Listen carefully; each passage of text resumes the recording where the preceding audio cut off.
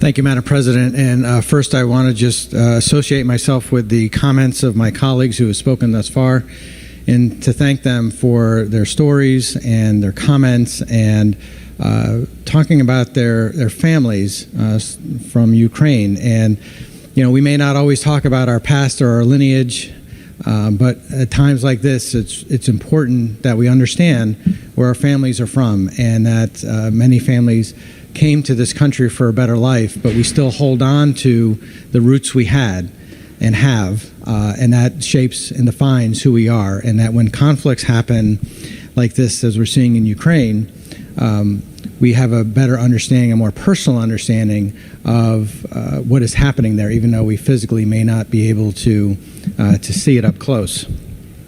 Madam President, I wanted to talk about the fact that I am just, as this crisis in Ukraine unfolds, of this moment in our country that has united us against the head of Russia, who is nothing short of a war criminal.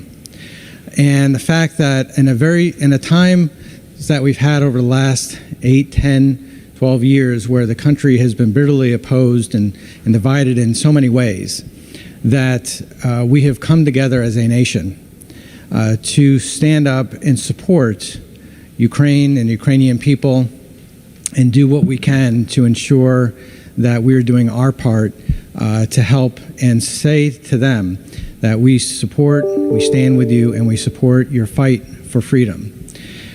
I think that is extremely important for us, and that's why I think it's important for all of us today even to stand up and make comments so that we can reflect and we can show to our constituents. We have a large Ukrainian population in this state.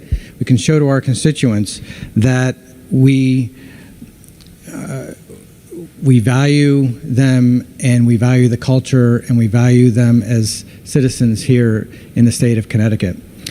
Many years ago, I took a trip to Normandy, France, and I had that opportunity to about a week to view the various cemeteries, to view the monuments and the places where battles were fought, including, of course, Normandy.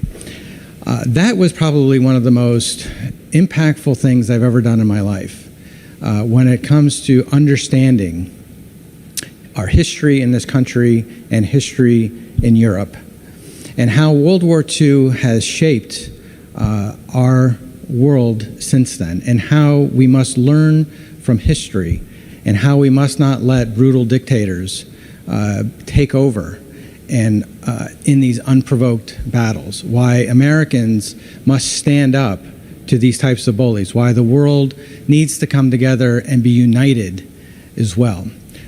And so, Madam President, I think that as we hear personal stories from our senators about their families and their heritage, that those of us who are not Ukrainian or don't have any Ukrainian descent stand shoulder to shoulder with them, because of the fact that what is done in Ukraine could also be done in other places. And how, Madam President, you talk about your Polish lineage, and how in Poland, the government there has said to the refugees, come over, our borders are open. This is because of the fact that we are standing firm and standing together for freedom. We're standing against someone who has, again, provoked an attack unnecessarily on free people.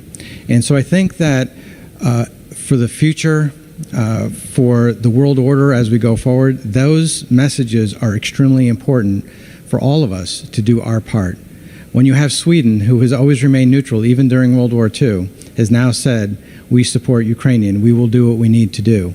That is sending a strong message, and that sends reverberations, not just today and tomorrow, but for decades ahead. I want to also thank a constituent of mine who brought me a flag last night that I'm flying at my house, Ostap Seiko, who came to last night to drop it off, and we're flying it today. because he told me about his family as well. We have Senator Kushner and Senator Fonfara talking about their families and the worry that they have keeping in touch with their family and the stress that is involved. So I would urge those who want to do something, as we again continue to stand strong, that they donate to various charities that we know are good charities, and we have many local ones such as Save the Children or AmeriCares that are local to us but also have international reach, and I'm sure there's others as well. But we need to make sure that we're doing what we can to help the kids, the children, the families, and others. While there's war going on, we are doing what we can on a humanitarian basis to stand and support the people of Ukraine. So again, thank you to everybody who's spoken today and for the strong show of support from all of us on why this is such an important thing to do. Thank you, Madam President.